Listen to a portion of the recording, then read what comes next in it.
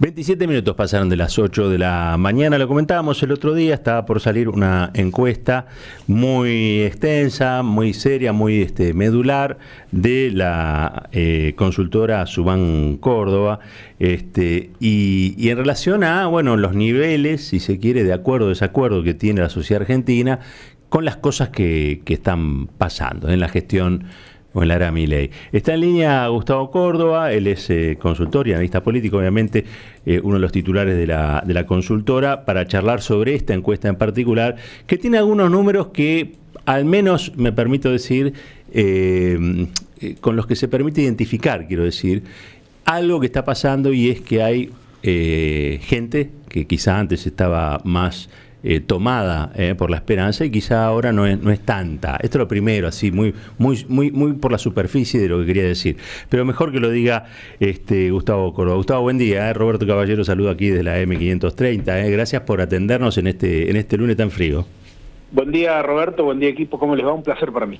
Igualmente, Gustavo. Bueno, a ver, para vos, ¿cuáles serían los trazos fundamentales del trabajo? Porque he estado viendo allí cuestiones de imagen, cuestiones de acuerdo o desacuerdo con la gestión de gobierno, el vínculo con el mundo de la Argentina, son muy interesantes, pero bueno, quisiera que vos me los detalles. Bueno, el vínculo con el mundo me parece que es el tema central. Lo ponemos primero porque para nosotros la política internacional es la política doméstica también. Y nos parecía importante, y es poco habitual ver que una consultora de opinión pública mida elementos de política exterior, ¿no? Entonces, fuimos por el lado a ver qué países, la primera pregunta fue, ¿qué países son más prestigiosos para el argentino? Y bueno, nos dimos con una pequeña sorpresa, porque hay muchos países de los cuales Milei hablaba pestes, ¿no?, en la campaña electoral, y no tiene una conducta de relacionarse, que los argentinos visualizamos como países muy prestigiosos. Por ejemplo, España, ni más ni menos, que ha sido el vértice de las peleas de estos últimos tiempos, de estos últimos días. Después preguntamos qué países serían prioritarios, ¿no?, en la relación con Argentina. Y ahí, de nuevo, más allá de que Estados Unidos tiene una posición importante, no podemos dejar de mencionar que Brasil, España y China están antes que Estados Unidos. Esto me parece también que es de absoluta relevancia en términos de percepción, ¿no?, de una política internacional errática, con muchos contratiempos, con una canciller que a lo mejor no comulga muy linealmente con el presidente. Entonces es un problema esa política exterior.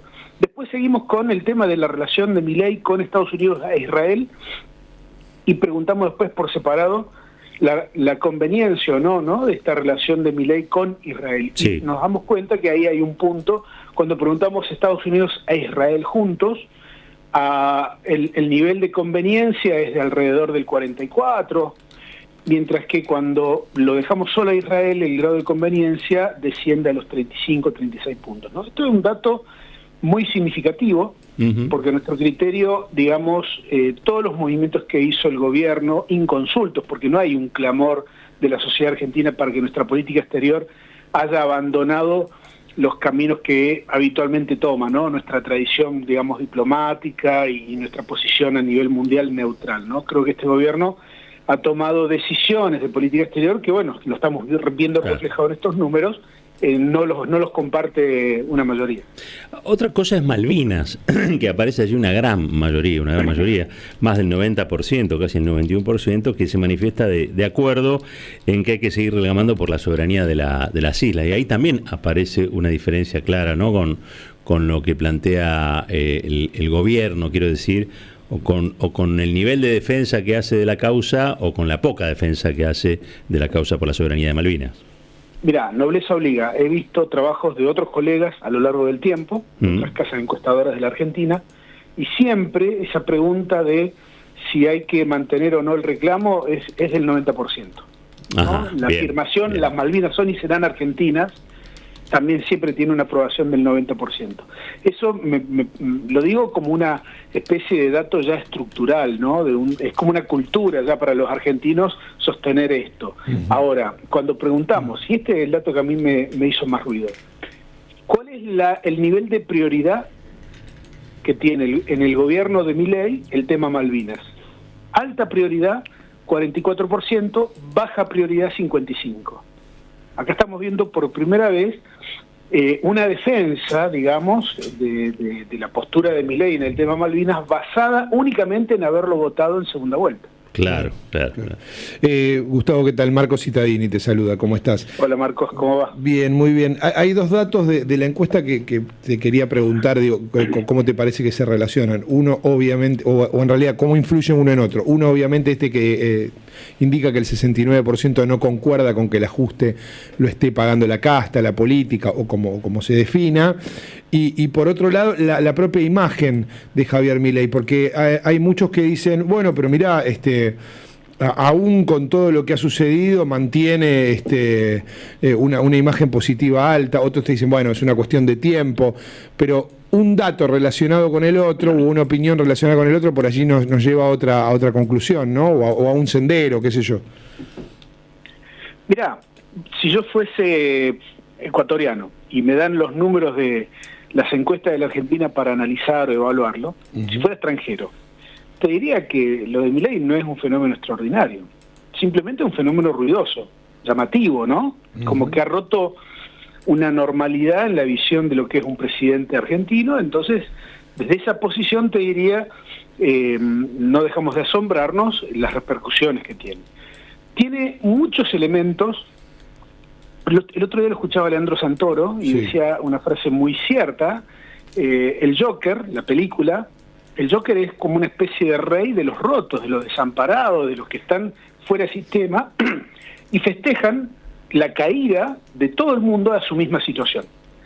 En la previa de la elección, en varios focus group detectamos que mucha gente quería votar a Milei para que se rompa todo, para que se destruya todo.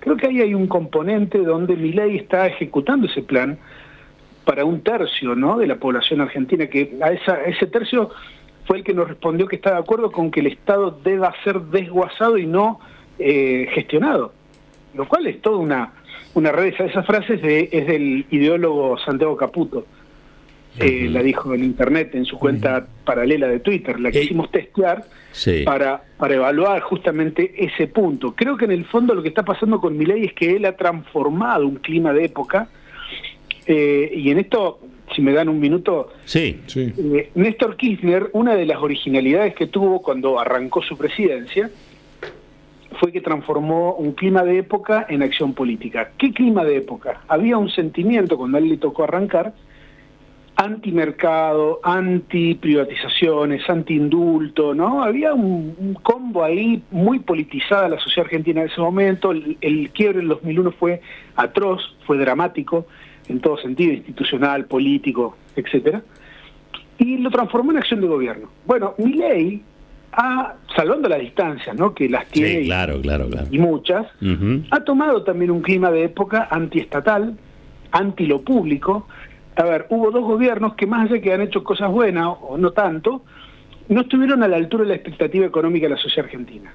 Y la pandemia, el estado pandémico, el estado post-pandémico sobre todo, ese estado frazada corta, ¿no?, que descubría a unos para tapar a otros, también generó como una especie de sentimiento frustrante en muchos sectores de la sociedad argentina. Eso es lo que recoge Milei y le da este amplio manejo. Yo lo que digo es que lo recubre de teflón a Milei, porque pareciera que no paga ningún costo político. Ahora, déjame advertir una cosa.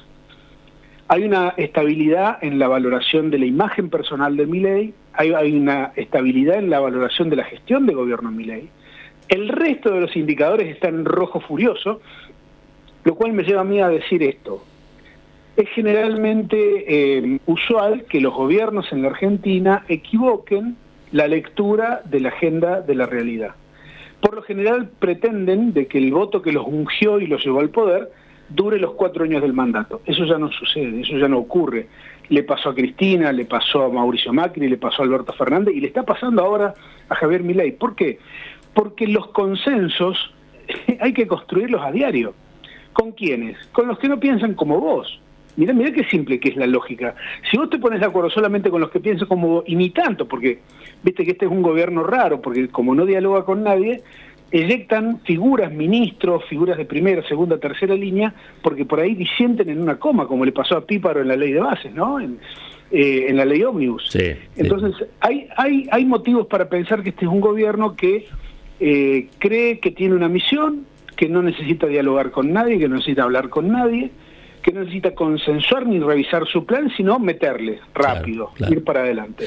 Y en eso creo que hay un sentimiento unánime en el que la sociedad argentina, casi un 75%, casi un 80%, dice, no, miren, acá estamos peor desde que Milei es presidente en términos económicos. Entonces, ahí hay un punto que yo creo que hay muchos votantes de Milei que no quieren reconocer que la están pasando mal, ¿no? Es como que tienen ahí una esperanza escondida en el fondo, media mágica, de decir, bueno, este tipo sabe de economía, no tiene antecedentes con los fracasos del pasado, entonces tiene por ahí una carta de esperanza. Pero bueno, yo lo que creo es que más tarde o más temprano, cuando la economía se sincere y termine de liquidar el bolsillo de los argentinos, mucha clase media que lo votó va a plantear otra cosa, ¿no? Claro, en términos claro. de apoyo, y ahí es probable que Milei tenga problemas de gobernabilidad, porque todo lo que no lo afectó hasta ahora, es probable que le afecte todo junto. Bueno, es que él no pudo consolidar, ¿no? El 56% del balotaje. No lo pudo consolidar como bancada parlamentaria, como acuerdo político permanente, digamos, ¿no? Eso, a pesar de los esfuerzos que hizo cierta oposición, que lo acompañó en el balotaje y que no desde la perspectiva de la Libertad Avanza, sino desde el PRO, del radicalismo, él no pudo cristalizar ese apoyo del balotaje. De hecho, yo estaba viendo acá uno de los apartados que dice qué aprobación tiene del gobierno nacional y prácticamente se está invirtiendo el número del balotaje, ¿no? Digo, estamos comparando zanahoria con batata, pero quiero decir, 53,2 desaprueba el gobierno nacional y el 46,6 lo aprueba, ¿no? Digo bien. Pero se ha consolidado un núcleo duro a favor de Milei. Sí. A ver, el régimen de segunda vuelta es engañoso, porque nos quedamos con el último dato, pero el dato que debemos ver es el primero, el de la primera vuelta. Allí Milei obtuvo 30 puntos, es decir que hoy, si vemos el dato como les estoy planteando, Milei ha ganado o recuperado 12, 15 puntos, y tiene hoy un núcleo duro muy relevante, de casi 40, 45 puntos, ¿no? Digo, en una elección legislativa, para ustedes dimensionen, el antecedente que tenemos para comparar es el gobierno de Macri, la elección del 2017. Ustedes recordarán, Macri sacó casi 41 puntos en esa elección, y fue la famosa ola amarilla. Es decir, nosotros estamos viendo que Milei ya está reuniendo de piso ese porcentaje. Entonces, acá el desafío es cómo lo va a trabajar la oposición, y ahí me parece que está hoy el problema en la Argentina. No estamos todavía tan quedados en discutir los motivos por los cuales ganó Milei, que no nos damos cuenta que hay que empezar a trabajar para la eventual reconstrucción, ¿no?, del país después de que Milei no sea presidente. Hablando, Gustavo, de la oposición y de las figuras, ¿tiene mejor imagen hoy Axel Kicillof que Javier Milei, no? Digo, sí, pero no sé si es llamativo, pero en todo caso... Las imágenes para nosotros hoy ya no tienen la misma preponderancia que tenían antes. Ajá. Dicho eso, hay un elemento que es central. Sí. ¿Puede ser uno elegido presidente teniendo imagen negativa? Claro que sí. Claro que sí. Claro. Macri ganó en el 2015 con diferencial negativo. Cristina Fernández fue vicepresidenta de Alberto Fernández con diferencial negativo. Milei mismo en la primera vuelta tenía diferencial negativo. Y así podemos seguir. Es decir, siempre se le da un rol o una importancia a las imágenes mucho mayor al que realmente tiene. Lo que sí es interesante destacar que hay como una especie de desgaste del gobierno y una mejora relativa de las principales figuras opositoras. Sí, creo, hay que destacar un crecimiento de Cristina tras sus salidas públicas de los últimos días. Kicillof viene midiendo prácticamente lo mismo, no hay gran cambio ni gran variación, y destacar a Leandro Santoro, ¿no?, que es una figura que tiene centralidad mediática y que está en la capital federal, que a los fines políticos de la Argentina, digamos, es el epicentro. Digo, en el interior estamos mucho más enterados de las cosas que pasan en la ciudad de Buenos Aires que en nuestras propias ciudades, ¿no? Para cerrar, Gustavo, estamos hablando con Gustavo Córdoba, consultor, analista, titular de Suban Córdoba, la consultora que hizo este este trabajo. Y cerrás con dos nubes, una que tiene que ver con qué palabra positiva describiría a Javier Milei y con qué palabra negativa describiría la gente, los consultados a Javier Milei. Y aparece allí entre lo positivo la cuestión de la economía. La gente lo identifica como alguien que sabe de economía. ¿Cómo es que ha logrado? ¿Cómo uno puede, no sé, pensar que logró ese efecto, ¿no? Que hablando difícil, la verdad que me llama la atención el dato. Más allá de que la construcción de las expectativas de una sociedad pueden tener bases ilógicas, ¿sí? Creo que lo que él ha construido es una expectativa de que él sabe o conoce de economía, ¿no? Habrá que ver a dónde nos lleva eso, claro. Pero creo que mucha gente se aferra de eso. De hecho, vieron el tema de los cantitos, ¿no? En el acto de Córdoba. Sí. Es la primera vez en mi vida que yo escucho cantitos técnicos así de esa característica. Plebiscito, ¿no? Que era una palabra incluso hasta difícil. Claro, sí. Y se notó que no tenía la espontaneidad ni prendió tampoco, ¿no? Después un amigo que vive ahí en la zona me dijo, no, ayer estuvieron ensayando un grupito de 20 personas. Evidentemente hay ahí un intento, ¿no? De hacer algo. Pero no, habrá que ver. Yo creo que hoy Milei todavía no tiene rival o no tiene rivales. Hay una fisonomía política nueva en la Argentina, que es el mileísmo. Como tal, es una construcción precaria, pero hay que ver que el antimileísmo es demasiado heterogéneo, ¿no? Muy fragmentado, que todavía no tiene líderes emergentes. Entonces, bueno, habrá que tener una paciencia y esperar a ver cómo se reagrupa la dirigencia opositora, ¿no? Gustavo, te agradecemos muchísimo este tiempo en la mañana del lunes. Al contrario, fuerte abrazo. Un fuerte abrazo. Gustavo Córdoba, titular de Suban Córdoba, la consultora, con números que empiezan a reflejar, sí, por lo menos en paralelo dos cosas, ¿no?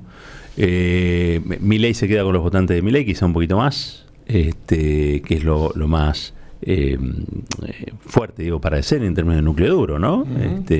Y por el otro lado una declinación, si se quiere, porque ya pasaron 5 meses, ¿no? Evidentemente la situación no es la misma del inicio, la esperanza no es el 90% de los consultados, digo, ¿no? La esperanza aparece en ese núcleo duro, y la mayoría de la gente habla de incomodidad, imprevisión, y hasta plantea diferencias en políticas públicas que lleva adelante, miren, desde desmantelar el Estado, que están 60-40 más o menos, hasta el alineamiento con los Estados Unidos, que la mayoría rechaza. ¿Cómo evolucionará esto? Bueno, va a depender mucho de la situación económica, ¿no? Uh-huh. Digo, más allá del personaje, y más allá de la imagen del personaje, y más allá de la gestualidad del personaje, sigue siendo la víscera más sensible, el bolsillo de Argentina, aunque podría decir que en todas partes del mundo